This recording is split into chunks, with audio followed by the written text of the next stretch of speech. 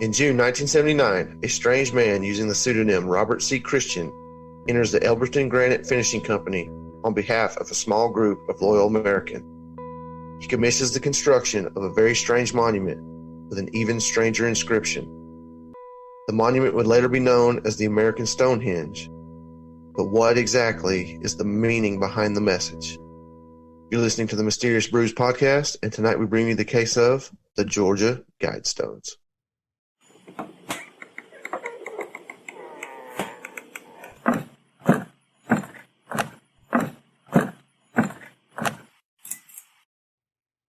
Welcome to a deep, dark, dank, moist basement somewhere in the bowels of Georgia.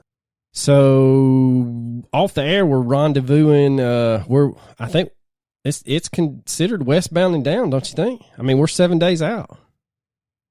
I would be able to say that, yeah. Yeah, I mean, it ain't Coors, but we'll let you know what it tastes like. About to get hooked up. Speaking of, about to get hooked up in Tennessee. But speaking of that, he's so giddy he can't put it into words. No, we're gonna have to edit that out, maybe. But yeah, he just sent "eastbound and down" was his message. Leave it in so he can hear it. All right.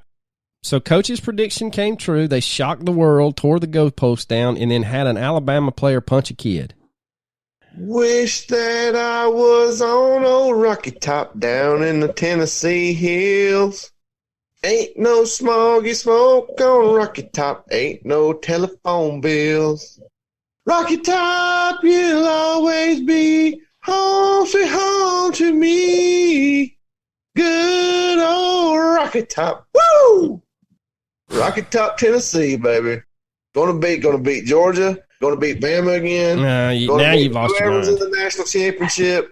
It's going to be Tennessee's year, baby. There was that whole crack pipe there. I thought you had dropped and bumped your head when you said, I'll give you might beat Georgia, but you ain't beat no Papa Saban twice in 1 year. So, yes. It's very hard to do. He will have at least a week. Isn't there a week between the end of the season and the SEC? Don't they give them in it 2 weeks later after the last season game? So no, one. It's just one. They get 1 week.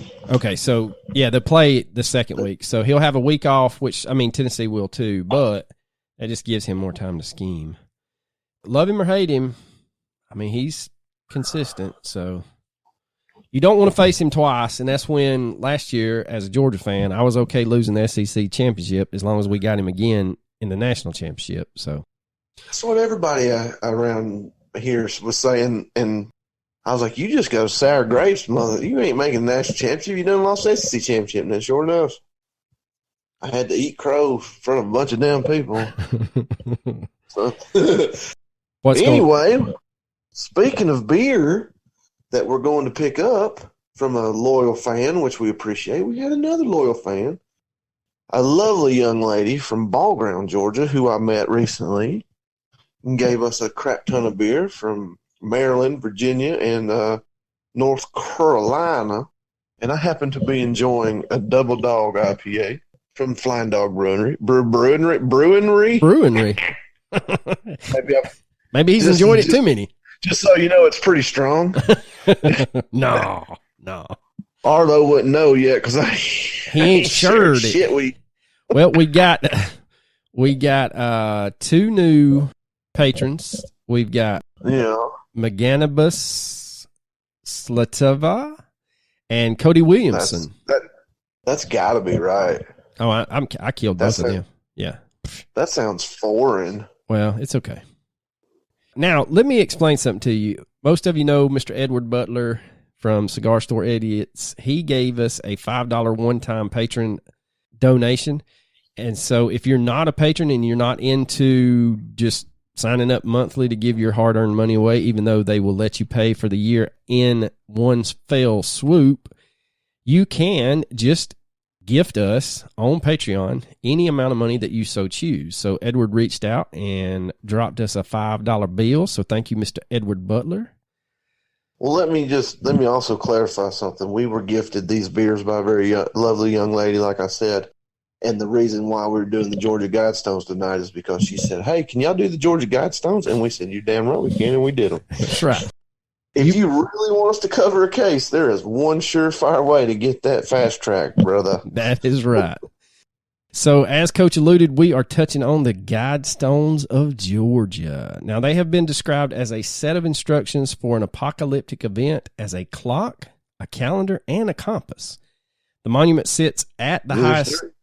It's very crazy. It's very crazy. And for what happened with those stones, considering we had finally planned on going to see them. We are telling the story as in chronological order, so that is why we are going to speak the way we speak. But anyway, so the monument sits at the highest point in Elbert County and is oriented to track the sun's east-west migration year-round. On an equinox or solstice, visitors who stand at the west side of the mail slot are positioned to see the sunrise on the horizon.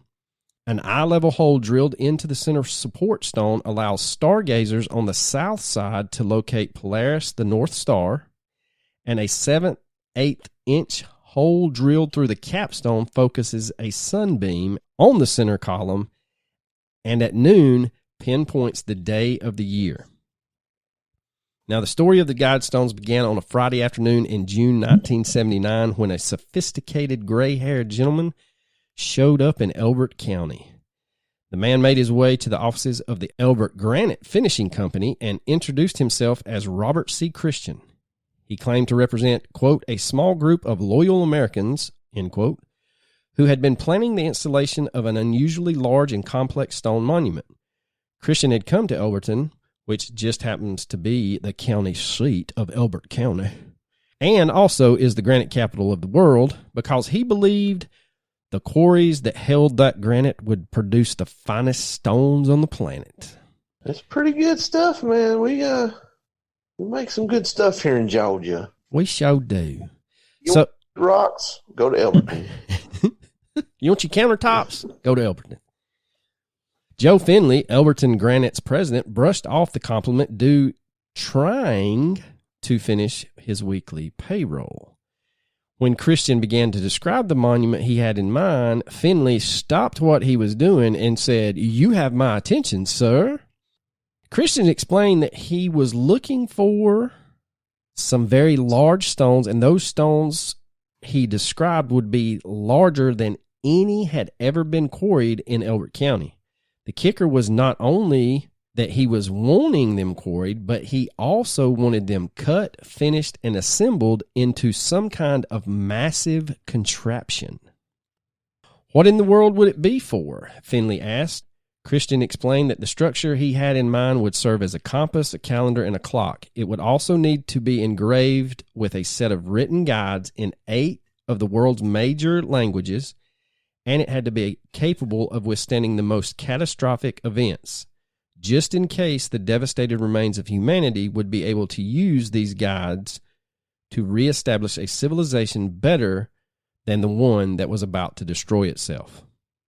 Shortly after the Guidestones went up, a television reporter from Atlanta asked what he was thinking when he first heard Christian's plan, and he's referring to Finley. Quote, "I was thinking, I got a nut in here now. How am I going to get him out of here?" He attempted to discourage Mr. Christian by quoting him a price several times higher than the most expensive project he had ever commissioned through the finishing company. The job would require special tools, heavy equipment, and paid consultants, Finley explained. Christian didn't bat an eye and merely nodded. Unfazed, he asked how long it would take. Finley didn't really know, so he said 6 months at least.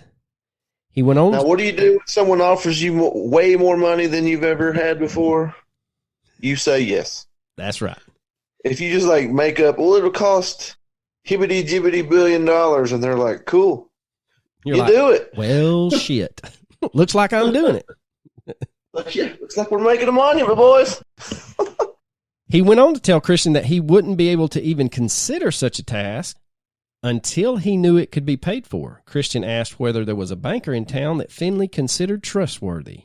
Finley saw his chance to unload this strange bird and sent him to look for White Martin, president of the Granite City Bank. White Martin has been described as a tall and courteous man and is the only other person in Elberton besides Finley known to have met R.C. Christian face to face. Quote, Finley called me and said, "A kook over here wants some kind of crazy monument, but when this fella showed up, he was wearing a very nice, expensive suit, which made me take a little more seriously than I had thought. And he was well-spoken, obviously an educated person." End quote. Martin was stunned when the man told him straight out that R.C. Christian was a pseudonym. He added that his group had been planning this secretly for 20 years and wanted to remain anonymous forever. Quote, "And when he told me what it was he and this group wanted to do, I just about fell over. I told him I believe you'd be just as well off to take that money and throw it out in the street into the gutters. He just sort of looked at me and shook his head like he felt kind of sorry for me, and he said, 'You don't understand.'" End quote. So Martin led Christian down the street to the town square, where the city had commissioned a towering bicentennial memorial fountain, which included a ring of 13 granite panels, each roughly 2 by 3 feet, signifying the original colonies. Quote, "I told him that was about the biggest project ever undertaken around here, and it was nothing compared to what he was talking about. That didn't seem to bother him at all." End quote. Promising to return on Monday, Christian went off to charter a plane and spend the weekend scouting locations from the air. Quote, "By then, I half believed he would show back up," Martin says. To Martin's surprise, Christian came back to the bank on Monday. Martin explained that he could not proceed unless he could verify the man's true identity and, quote, "get some assurance you can pay for this thing," end quote. Eventually, the two negotiated an agreement. Christian would reveal his real name on the condition that Martin promised to serve as his sole intermediary, sign a confidentiality agreement pledging never to disclose the information to another living soul, and agree to destroy all documents and records related to the project when it was finished. Quote, "He said he was going to send the money from different banks across the country because he wanted to make sure it couldn't be traced. He made it clear that he was a very serious man about his secrecy." End quote. Before leaving town, Christian met again with Finley and presented the contractor with a shoebox containing a wooden model of the monument he wanted, plus 10 to 12 pages of detailed specifications. Finley accepted the model and instructions, but remained skeptical until Martin phoned the following Friday to say he had just received a $10,000 deposit. After that, Finley stopped questioning and started working. Quote, "My daddy loved a challenge," Finley's daughter said, Melissa Finley Caruso, "and he said this was the most challenging project in the history of Elbert County," end quote. So construction on the Guidestones got underway in the latter part of the summer of 1979. Finley's company consistently documented the progress of the work in hundreds of photographs. Jackhammers were used to gouge 114 feet into the rock at Pyramid Quarry, searching for slabs of granite big enough to yield the final stones. Finley and his crew held their breath when the first 28-ton slab was lifted to the surface, pondering if their derricks would buckle under the extreme weight. A special, quote, burner, which is essentially a focused, narrow rocket motor, was used to cut and finish large blocks of the granite. Had to be trucked to Elberton to clean and size the stones, and a pair of master stone cutters was hired to smooth them. Now, both Finley and Martin helped Christian find an appropriate site for the Guidestones in Elbert County. The pair picked out a flat-topped hill rising above the pasture of the Double Seven Farms, with views in all directions. For $5,000, owner Wayne Mullinex signed over a 5-acre plot. In addition to the payment, Christian granted lifetime cattle grazing rights back to Mullinex and his children, and Mullinex's construction company got to lay the foundation for the Georgia Guidestones. So with the purchase, Jesus. yeah, this man's throwing money out like it's nothing, especially in 1979, 1980. Yeah, he's definitely got some cash lying around. Yeah, he's a little well off. Yeah, coming from somewhere. Who knows? With the purchase of the land, the Guidestones' future was set. Christian said goodbye to Finley at the Granite Company office, adding, quote, "You'll never see me again," end quote. Christian then turned and walked out the door without so much as a handshake. From then on, Christian communicated solely through Martin, writing a few weeks later to ask that ownership of the land and monument be transferred to Elbert County, which still holds it. Christian reasoned that civic pride would protect it over time. Quote, "All of Mr. Christian's correspondence came from different cities around the country. He never sent anything from the same place twice," end quote. The astrological specifications for the Guidestones were so complex that Finley had to hire an astronomer from the University of Georgia to help implement the design. The 4 outer stones were to be oriented based on the limits of the sun's yearly migration.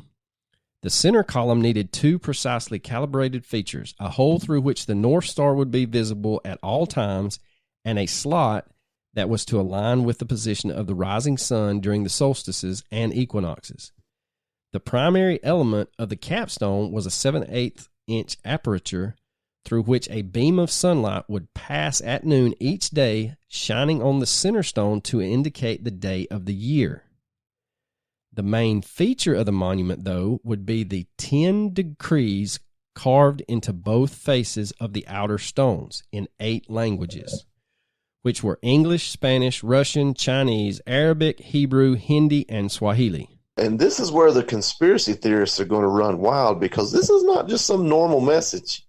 No, and it's not just in your average languages either. The mission statement of sorts, "Let these be Guidestones to an age of reason," was also to be engraved on the sides of the capstone in Egyptian hieroglyphics, Classic Greek, Sanskrit, and Babylonian cuneiform. The United Nations had to provide some of the translations because some of the languages were dead languages and were not practiced anymore. So what all languages are there? You just listed like the ancient ones, but what else? English, Spanish, Russian, Chinese, Arabic, Hebrew, Hindi, and Swahili. Wow. Those are some pretty prominent languages. Just saying. Now, the United Nations, like I said, provided the translations for the dead languages, which had to be stenciled onto the stones and then etched by a sandblaster.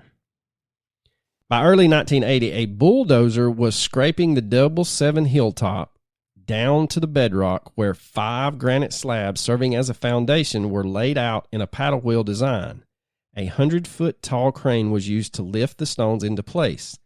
Each of the outer rocks were 16 feet 4 inches high, 6 feet 6 inches wide, and 1 foot 7 inches thick. The center column was the same, except only half the width, and the capstone measured 9 feet 8 inches long, 6 feet 6 inches wide, and 1 foot 7 inches thick. Now, including the foundation stones, the monument's total weight was almost 240,000 pounds. It was covered with sheets of black plastic in preparation for an unveiling on the spring equinox. The Guidestones towered over the cattle that continued to graze beneath it at the approach of the end of winter. Yeah, that's a weird picture if you can find them online, is the cows grazing by them. Just like, that just don't look right to me. But the cows are like, I don't care if you put these rocks here or not. The monument, like Coach said, ignited controversy before it was even finished. The first rumor began among the members of the Elberton Granite Association. Jealous of the attention being showered on one of their own, Finley was behind the whole thing, they said, aided by his friend Martin, the banker. The gossip became so poisonous that the 2 men agreed to take a lie detector test at the Elberton Civic Center. The scandal withered when the Elberton Star reported that they had both passed convincingly. Yeah, well, I mean, you're going to have a publicity stunt building an extremely expensive monument just to drum up attention for your. I mean, what? I don't know. That's just. Yeah, I don't That's a heck understand of a that. gamble. If you ask me. Yeah, a big gamble. You want to buy, advertisements in USA Today? Nah. Hell no. We're going to do this big old monument. Like, we're going to sink half our money into this one monument and hope it causes controversy. Doesn't make a whole lot of sense to me. Now, with the publicity came a new wave of complaints. As word of what was being inscribed spread, Martin recalls even people he considered friends asked him why he was doing, quote, the devil's work. A local minister, James Travenstead, predicted that, quote, occult groups, end quote, would flock to the Guidestones, warning that someday a sacrifice will take place here. Well, we've talked about the controversy, but why is it controversial? What do they say? I'm getting there, man. We're building up to it. It's like a climax. Oh. Slow and steady wins the race. Oh, I'm sorry. Oh. I'm just excited. God, man. Killing me, dog. I'm telling you, that's a good case, man. I get excited for when we do weird shit. I don't know. Those inclined to agree with the old minister, hardly discouraged by Charlie Clamp, the sandblaster charged with carving each of the 4,000 plus characters on the stone, during the hundreds of hours he spent etching the guides, said he had been constantly distracted by, quote, strange music and disjointed voices, end quote. The team that built the Guidestones didn't know who was financing the project, just that it was the biggest monument in the history of the county. The unveiling on March 22nd, 1980 was a community celebration. Congressmember Doug Bernard, whose district contained Elberton, addressed a crowd of 400 people that flowed down the hillside and included television news crews from Atlanta.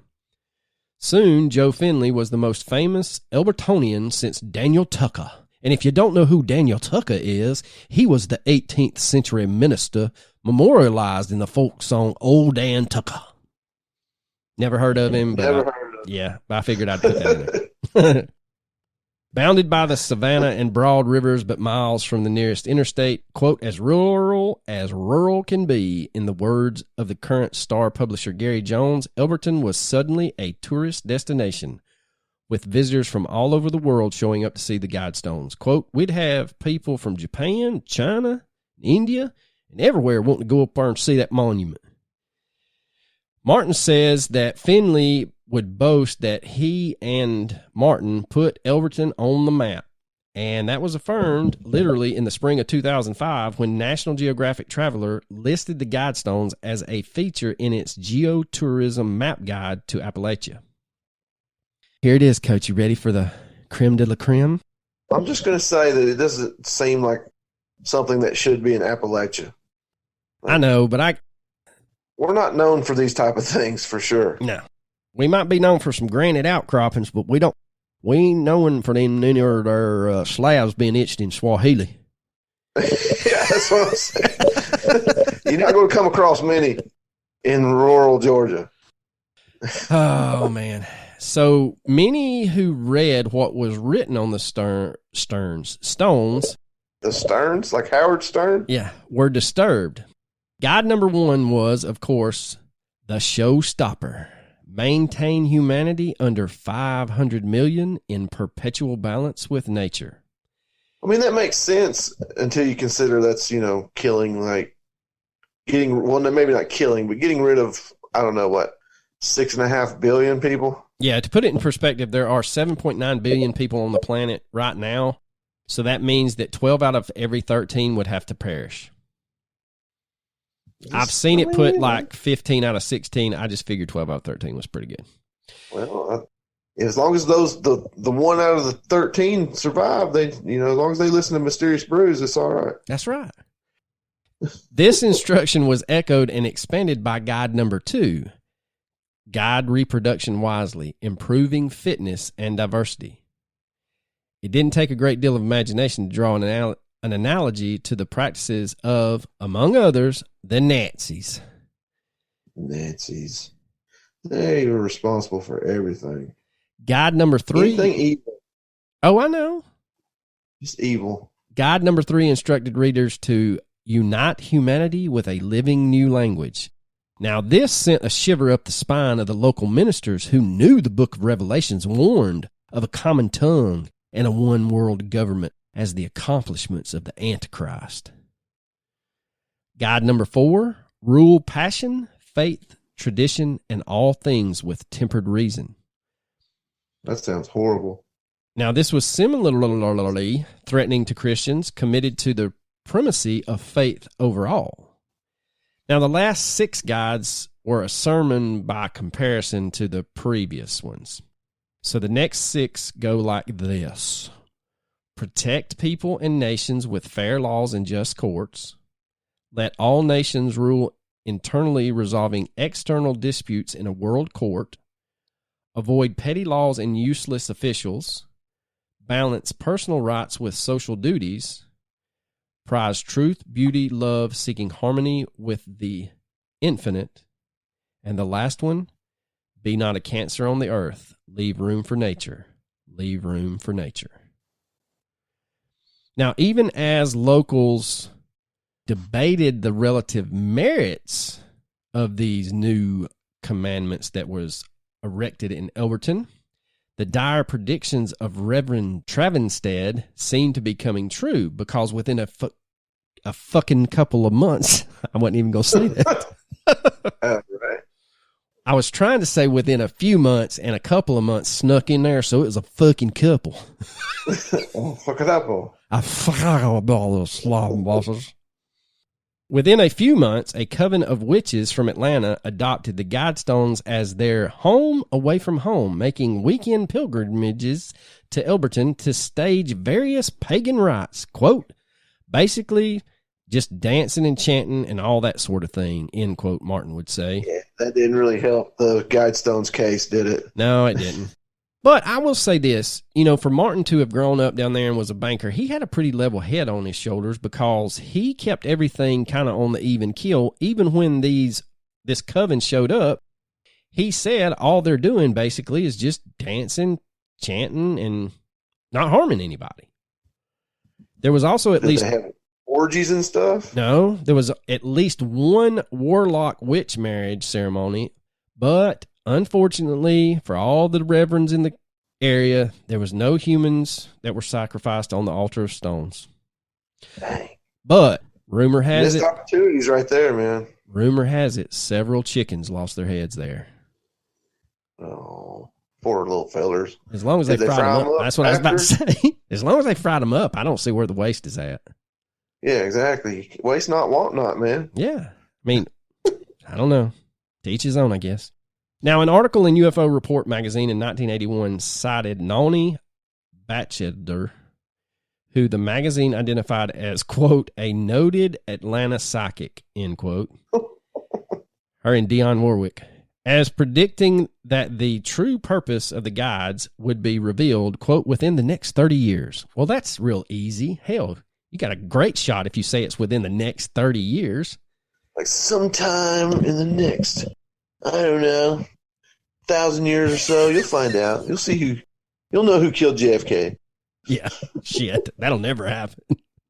Now, viewed from directly overhead, the Guidestones formed an X, the article in the UFO report observed, making for the perfect extraterrestrial landing spot.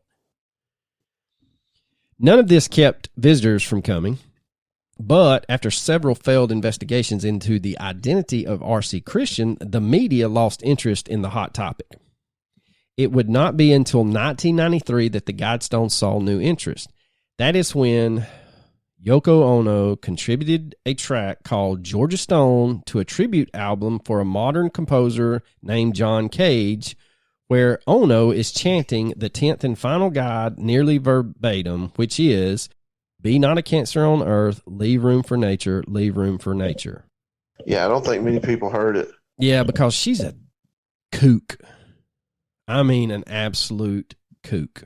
But anyway, around 2003, comedian Roseanne Barr tried to work a bit on the Guidestones into her comeback tour, but nobody picked up on it.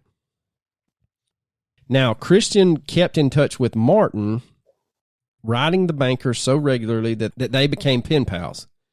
Occasionally, Christian would call from a payphone at the Atlanta airport to say he was in the area, and the two would rendezvous for dinner in Athens, which is just a 40-mile drive west of Elberton. It's a little bit further from Atlanta, but who's to say?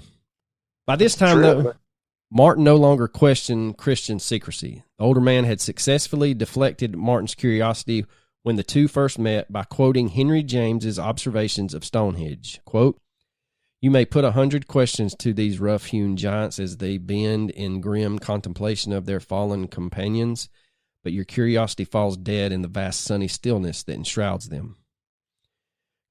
Christian, quote, "never would tell me a thing about this group he belonged to," Martin says. He received his last letter from Christian right around the time of the 9/11 terrorist attacks and assumes the man, who would have been in his mid-80s, has since passed away. Now, the mysterious story of R.C. Christian and the absence of information about the true meaning of the Guidestones was bound to become an enticing draw for conspiracy theorists and, quote, investigators of all kinds. If you can think it up, there is no shortage of explanations when it comes to the meaning of the Guidestones. One of the more famous or infamous, however you want to look at it, is that of a man named Mark Dice. He wrote a book called The Resistance Manifesto. In 2005, Dice, who was using the pseudonym named John Connor, began to demand that the Guidestones be smashed into 1,000,000 pieces. He claimed that the monument has, quote, a deep satanic origin, end quote, a stance that has earned him plenty of coverage both in print and around the World Wide Webs. According to Dice, Christian was a high-ranking member of a, quote, Luciferian secret society, end quote, at the forefront of the New World Order. Like Hulk Hogan and Macho Man Randy Savage and all them? No, not that NWO. Or more nefarious version. The more nefarious version. Not the like tag the team duo. Quote, "The elite are planning to develop successful life extension technology in the next few decades that will nearly stop the aging process, and they fear that the current population of Earth so high, the masses will be using resources that the elite want for themselves. The Guidestones are the New World Order's 10 Commandments. They're also a way for the elite to get a laugh at the expense of the uninformed masses, as their agenda stands as clear as day, and the zombies don't even notice it," end quote. Now, the irony of his message and his theory is that he is directly responsible for even more publicity for the Guidestones. Because remember, nobody was paying him any attention until Genius here writes another book. With his book and the publicity that follows, that entails a fresh new crop of visitors to the monument and made Elbert County officials even less inclined to remove the area's only major tourism attraction. So what you're telling me is if the devil himself made them stones, you ain't going to tear them down? Well, sir, they're bringing in about $500,000 a year. You willing to stroke that check? Money talks, man. Yeah. You're bringing in that much to the county, yeah. And if you've never been through Elberton, don't blink. Now, Phyllis Brooks, who runs the Elbert County Chamber of Commerce, pronounced herself horrified when the Guidestones were attacked by vandals for the first time. Now, while Dice denies any involvement in the vandalism, he seems to have inspired it.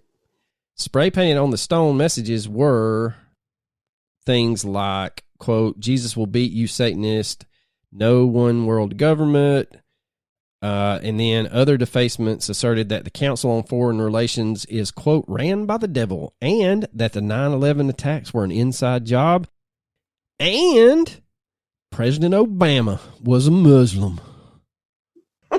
The vandals also splashed the Guidestones with polyurethane, which is much more difficult to remove than paint. Despite the graffiti's alignment with his views, Dice says he disapproves of the act. Quote, "A lot of people were glad such a thing happened and saw it as standing up against the New World Order, while others who are unhappy with the stones saw the action as counterproductive and inappropriate, end quote. Now, Martin scowls anytime he hears Dice's, quote, Luciferian secret society take on the Guidestones. But while he disagrees, he also admits that he doesn't know for sure. Quote, all I can tell you is that Mr. Christian always seemed a very decent and sincere fella to me, end quote. Now, Dice is not the only person with a theory about the Guidestones. Jay Widener, a former Seattle radio commentator turned well-educated conspiracy hunter, has heavily invested time and energy into one of the most popular hypotheses out there. He goes on to argue that Christian and his associates were Rosicrucians, followers of the Order of the Rosy Cross, a secret society of mystics that originated in late medieval Germany and claim understanding of esoteric truths about nature, the universe, and the spiritual realm that have been concealed from ordinary people. Now, Widener considers the name R.C. Christian as an homage to the legendary 14th century founder of the Rosicrucians, a man first identified as Frater, CRC, and later as Christian Rosenkreuz. Widener notes that secrecy has been a hallmark of the Rosicrucians, a group that announced itself to the world in early 17th century with a pair of anonymous manifestos that created a huge stir across Europe, despite the fact that no one was ever able to identify a single member. While the guides on the Georgia Stones fly in the face of Orthodox Christian eschatology, that is, the theology of the end of the world or the end of the humankind as we know it, they do conform quite well to the tenets of Rosicrucianism, which stress reason and endorse a harmonic relationship with nature. He believes that for generations, the group has been passing down knowledge of a solar cycle that culminates every 13,000 years. During this culmination, outside coronal mass ejections are supposed to devastate Earth. Meanwhile, the shadowy organization behind the Guidestones is now orchestrating a, quote, planetary chaos. Widener believed that this will begin with the collapse of the U.S. financial system and will result eventually in major disruptions of oil, food supplies, mass riots, and ethnic wars worldwide, leading up to the big event on December 21st, 2012. Quote, did it happen? They want to get, did I miss it? They want to get the population down, and this is what they think will do it. The Guidestones are there to instruct the survivors, end quote. Well, guess what? That was almost 10 years ago, and we're still rocking on, brother. I don't know, man. Things have pretty much gone downhill since 2012. Maybe they were right. On hearing Widener's ideas, Martin shakes his head and says, quote, the sort of thing that makes me want to tell people everything I know, end quote. Martin has long since retired from banking and no longer lives in Elberton, yet he's still the Guidestones' official and only secret keeper. Quote, but I can't tell, end quote. The old man quickly adds, I made a promise. Martin also made a promise to destroy all the records of his dealings with Christian, though he hasn't kept that one, at least not as of 2012. In the back of his garage was a large, hard-sided case of an IBM computer he bought back in 1983, stuffed with every document connected to the Guidestones that ever came into his possession, including the letters from Christian. For years, Martin thought he might write a book, but now he knows he probably won't.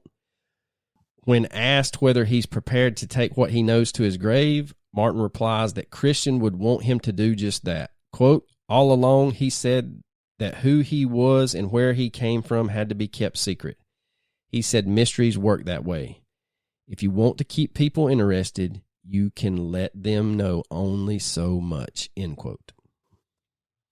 That's some loyalty right there, man. I mean, honestly. I know. I wonder what else I wonder if he gave him some monetary stuff. Either that or he's scared.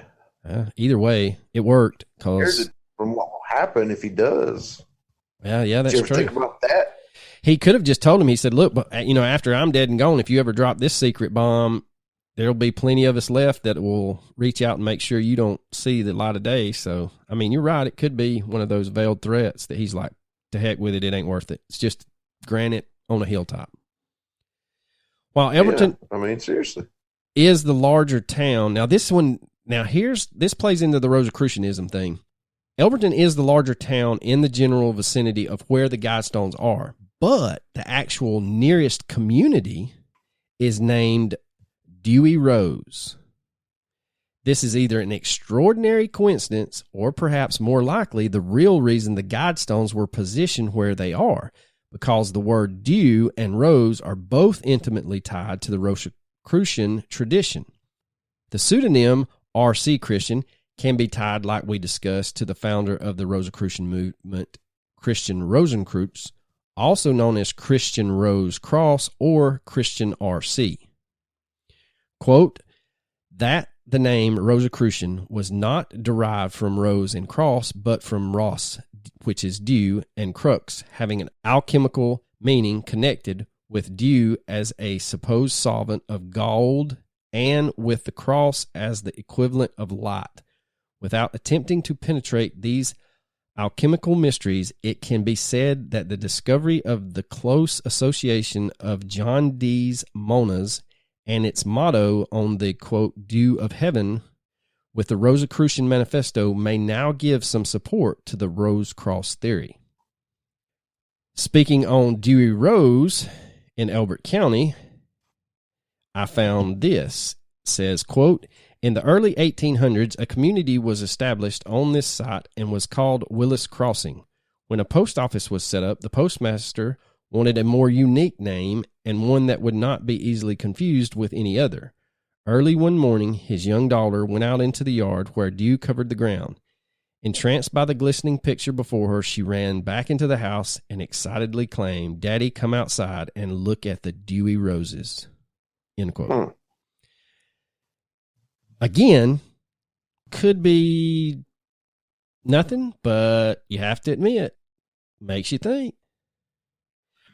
I don't know, it's pretty coincidental if you ask me, but. Now, they go on to state that there's more to it. The community's name may have more than folklore at play.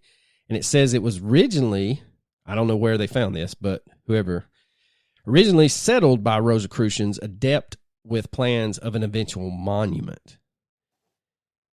And it's more likely you may have had a couple of Rosicrucians settle that area and they wanted to put a name like Dewey Rose on it so that other Rosicrucians would know without them publicly broadcasting there was other Rosicrucians there. But like you said, it's a hell of a coincidence. And it's just another one of those sweet conspiracy theories to add to the mystery of the Georgia Guidestones.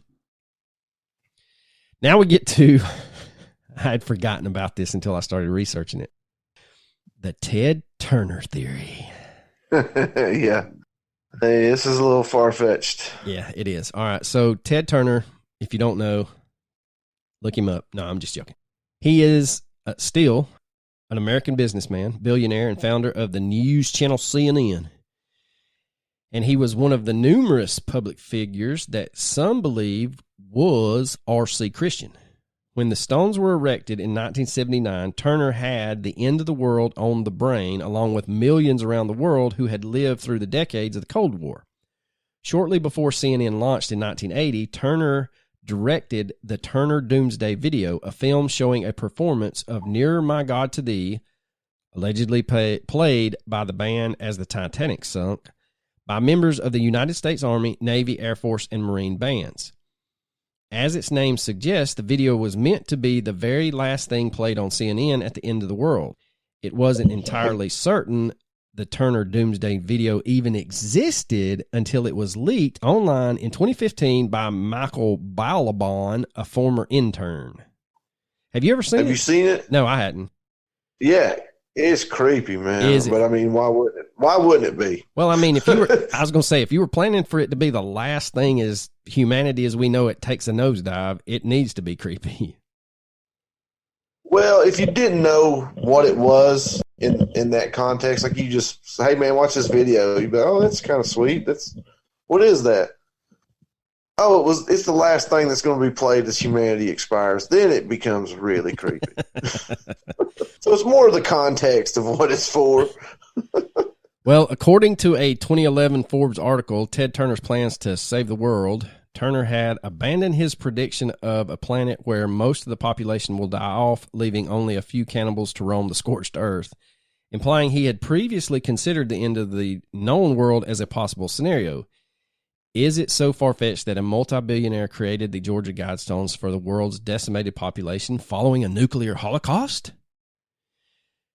But not that far-fetched now that you say it like that. As for the environmental and reproductive focuses of the contents of them there Guidestones, they appear to align with Turner's own ideologies. In 1990, Turner founded the Turner Foundation, TFI, whose mission is to, quote, protect and restore the natural systems, air, land, and water, on which all life depends, end quote.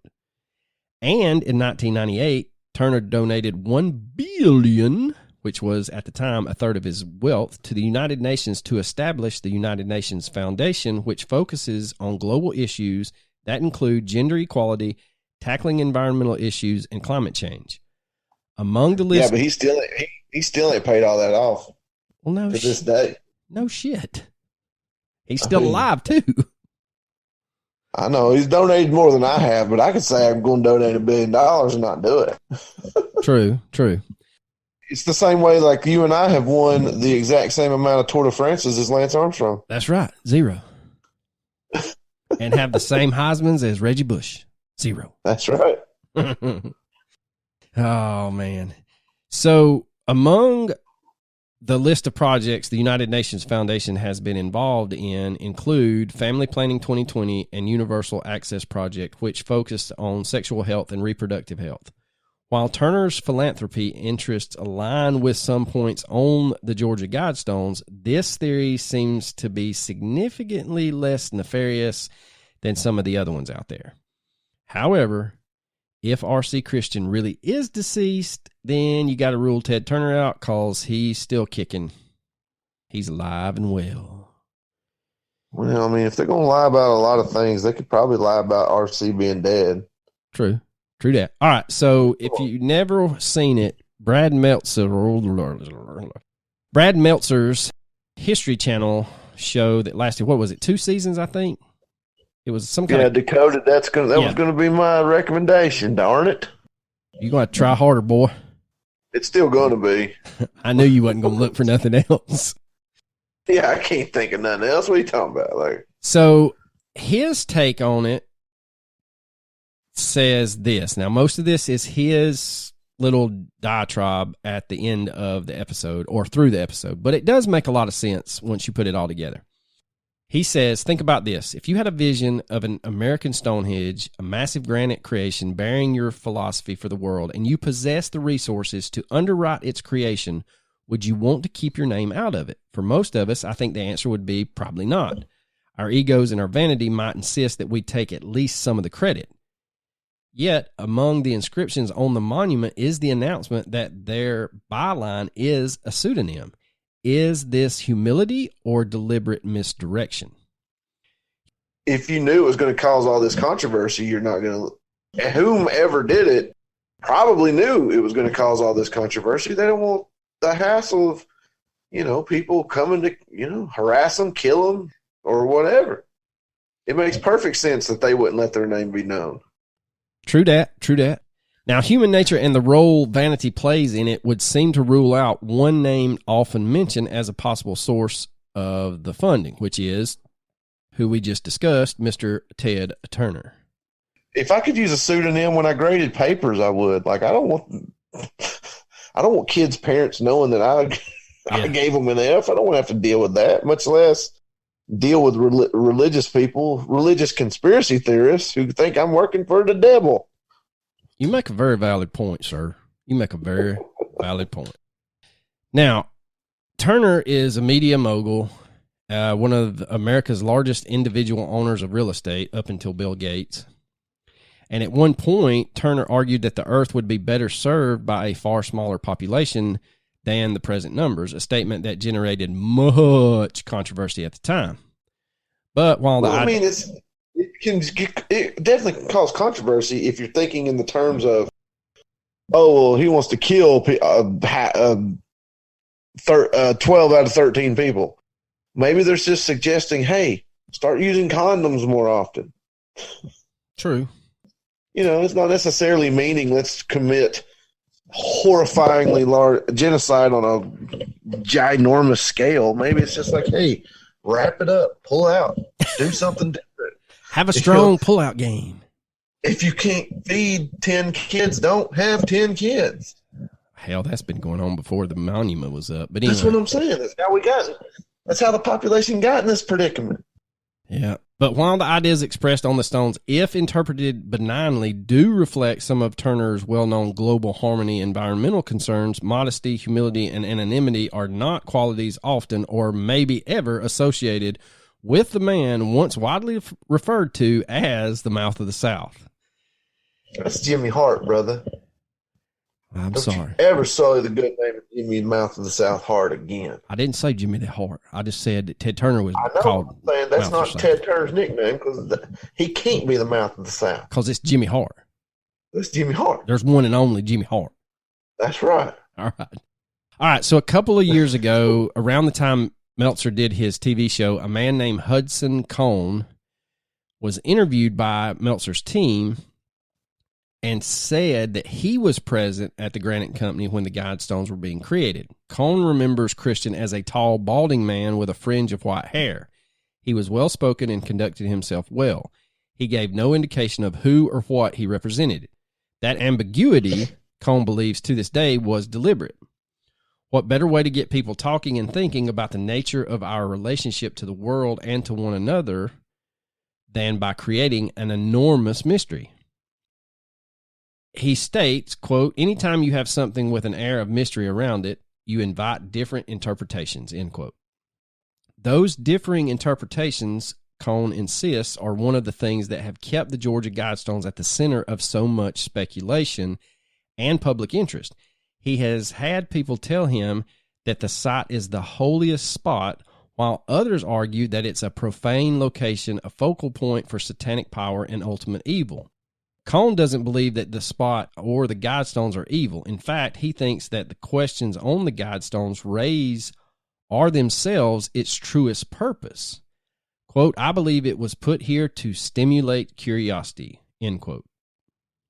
Now, another reason for them being put up there in rural Georgia is, well, I wouldn't say is, but has to do with Edgar Cayce. Yes, that Edgar Cayce, the mystic. His theory on earth changes. Cayce is the Bimini Road. He's the one that said the Bimini Road would be found for Atlantis. You don't know who Edgar Cayce is? This podcast is over. I don't know, man. I know Bimini Road, but I don't know that name.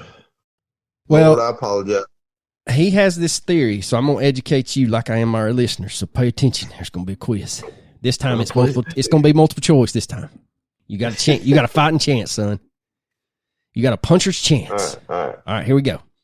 So the theory of Earth changes states or argues that we are rapidly approaching a time of devastating changes to the surface of the Earth. Those changes could be the result of either earthquakes, an asteroid, comet impact, supervolcanoes, solar flares, whatever.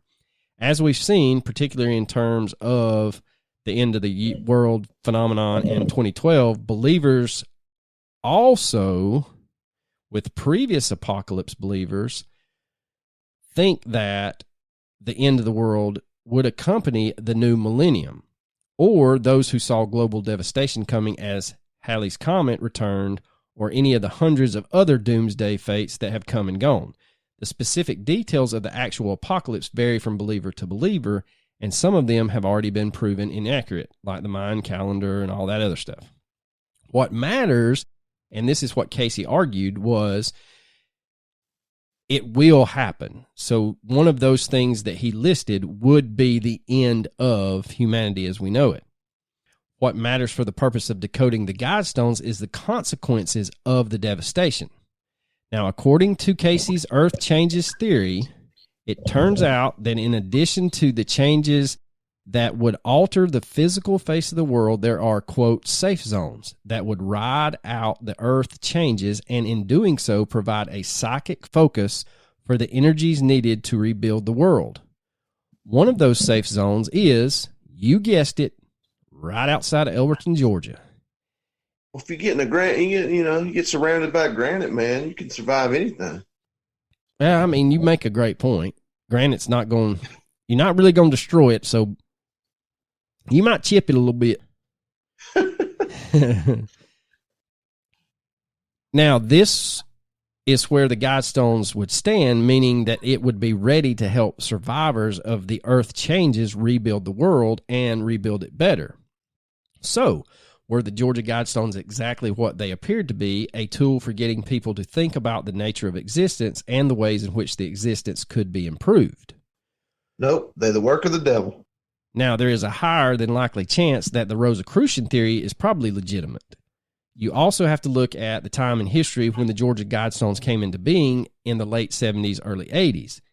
It was a time of incredible international tensions between the United States and then the USSR. The underlying current of those tensions were tens of thousands of nuclear warheads, an arsenal of destruction aimed at each other's throats, and more than capable of bringing down the entire world's civilization. The possibility of a nuclear holocaust could have prompted R.C. Christian and his group of investors to create the message that was placed on the Georgia Guidestones, a message intended for the survivors of a global nuclear holocaust, a message designed to help them restore a balance to the earth and avoid the mistakes that just destroyed their ancestors.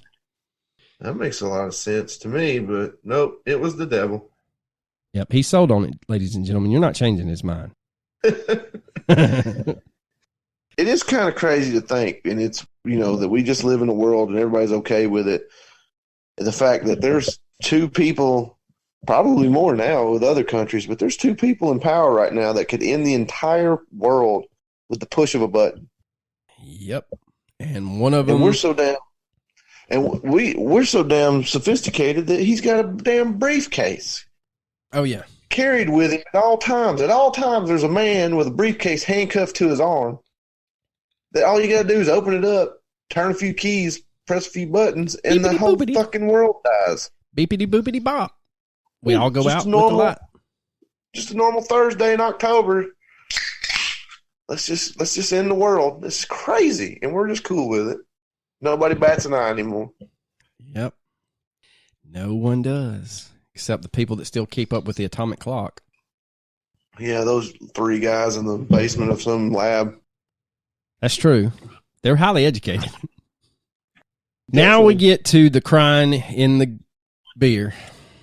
Ultimately, for those of us that knew the Georgia Guidestones or were not hidden under a rock the last couple of months, at approximately 4 a.m. local time on July the 6th, 2022, an explosion of undetermined origin rocked the structure, destroying at least one column and other parts of the Georgia Guidestones. Cameras that were said to have operated 24/7 at the structure failed to capture who was responsible for the destruction and exactly what happened.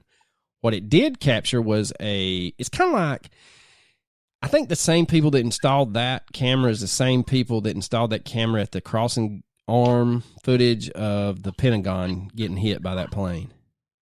Like, you just see an explosion. And but at the Guidestones, you do see a silver car. Yeah, and those people ruined our field trip. A planned trip that we had been putting off. We'd been planning to go for what, 9 years? Yeah, probably 10 years.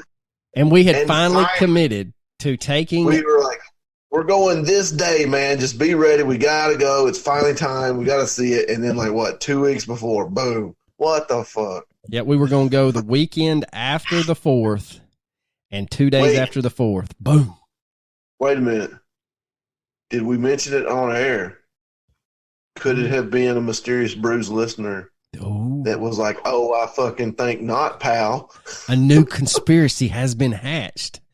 No way I'm going to let Coach go see Guidestones and eat barbecue. No fucking way. Not on my watch." I think we may have verbalized it. I think we may have said we're planning a trip and we're going to get some barbecue and I was going to take my son. You're right. I think we may have. Where was your son that night? Oh, Maybe he's like, "I'm not taking a trip with Coach. There's no damn way." No, he's an old soul. That son of mine would rather stay home than do anything. Trust me. Trust me. I'll see in those angsty years. "You don't understand, Dad. You were never young like me." No, I've not gotten those angst years yet, but I mean, this boy has an old soul. He loves to be at home. He loves to do nothing. God, that sounds like heaven to me. I know. If I had that mentality when I was his age at my house, I'd have been perfect. I wouldn't have had anxiety or depression. Yeah. Or I would have been visiting various administration offices. Yeah. Yeah. So the morning after the explosion, news reporters were on the scene. Daniel Graves, the mayor of Elberton, was also on the scene. He was interviewed by several reporters. He said, quote, "My initial reaction to the explosion was heartbreak and anger, frustration, and I think that's consistent with the community's reaction," end quote. He went on to say that despite their bad reputation, the Georgia Guidestones were not evil. He also said the monument brought money into his community from tourism. Here's what's fucked up. Like, the explosion happens on like early morning, July the 6th. By the end of the day on July the 7th, they've leveled it because supposedly it was structurally unsound.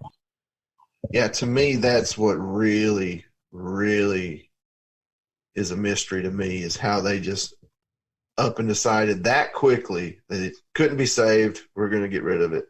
Yeah, because it brought so much money into the community. You would think they'd want to do whatever they could to save it. That's what's the biggest mystery to me, is not really who blew it up or put something on the site, because they're saying that it could have been plastic explosives or something like that. I'll tell you who blew it up, man. It's some crazy conspiracy theorist that watched too much damn YouTube, convinced themselves that this shit was evil, and they just fucking... They live in Georgia, man. We got explosives laying around. It ain't, We got a nuclear bomb off the coast of Savannah and they ain't found yet. Yeah, within probably a square mile of here, there's probably 7 to 8 metric tons of tannerite. True. You have a good point. But I'm with you, though. The true conspiracy is who ultimately said, knock her down. She's structurally unsound. Yeah, how do you even... it's granite, and they set off a bomb, and it didn't destroy it completely. The other ones were fine. That was my thing. They didn't move. The one pillar blew up. The other ones were standing there. And the capstone had a chip in it, I think. And here's the thing. The capstone has the chip in it. Yes, I understand that it would take a lot of time and effort to replace that one slab and redo the capstone, but it's not unheard of. You could go back and finish that, take off that one side, finish it, and put the etching back on the capstone. I don't know. That's the head scratcher to me, is why destroy the other ones? Replace anything. You just had to rope it off and not let tourists get to it anymore. Put a fence up. Yeah, you're right. And you could still make your money, because I promise you this right now, especially at the time frame that we had chosen, I promise you right now, you and I would have still went. Like, son of a bitch, they blew it up. We got to go see that shit. Like, yeah. Which one did they blow up? The tourism money wouldn't have... It might have slowed down significantly, but the tourism money would not have dried up. No, but you basically just shit the bed. Or there's more to it. Oh, there's definitely more to it. We just don't know what it is. I'm not stupid, but I just... you want to say that again? And I'm not the one. I'm not the one that wears orange on Saturdays, and I'm not hunting, so I'm not stupid. People, the 10 people that have heard all these episodes, you really going to... I'm putting it out there. Their ears and claim that? There's a sweet couple in Arkansas that will come to my bat. And maybe a bald-headed guy from Northwest Arkansas that transported beer down here. I think he would take my side. Yeah, maybe. I mean, who you got? Your sister and your girlfriend? Come on. Oh, they know I'm dumb as hell. I never made that claim. We're not talking about me, son of a bitch. We're talking about you. There ain't a soul alive that will tell you otherwise that I'm not dumb as shit. I'm a highly educated moron. I will promise you that much. Oh, I am too. Good God. So, but yeah, to me, that's the bigger mystery of the event that destroyed it, is why they just completely demolished it. I mean, hell, Stonehenge is structurally unsound. They just don't let you approach it anymore. Yeah, don't you have to get like special permission to get within 100 yards of Stonehenge? Oh, I have no idea. I ain't never been. But if somebody wants to send us, I'll fucking find out. We'll get inside that 100. I will go to jail in England for you if you will send us. Well, what are they going to do? The cops don't carry guns. I can outrun most bobbies. Anyway, so yes, we're going to leave you with the head scratcher of not only who blew it up, but the more riveting question is, why did they tear the rest of it down? Yeah, I mean, we could get into the crazy conspiracy theories of why they blew it up. The person that bombed it did it, but I think it's pretty simple. I honestly think the crazy YouTube conspiracist is the most likely scenario of what happened. Well, and don't you think, though, that they would want to be known for it?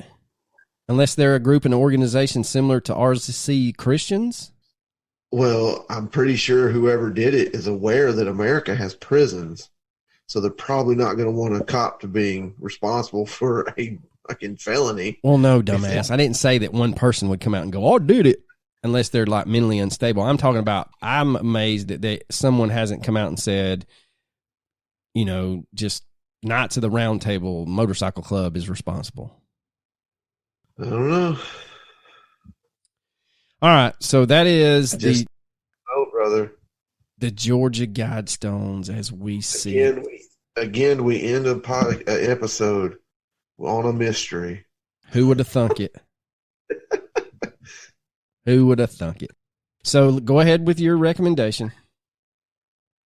I'm going to recommend Brad Meltzer's Decoded. It is available on YouTube. Just look up Georgia Guidestones and scroll. You'll see it. I think it's number 3. Watched it today. It's pretty good. I love that show. He just run out of shit to do.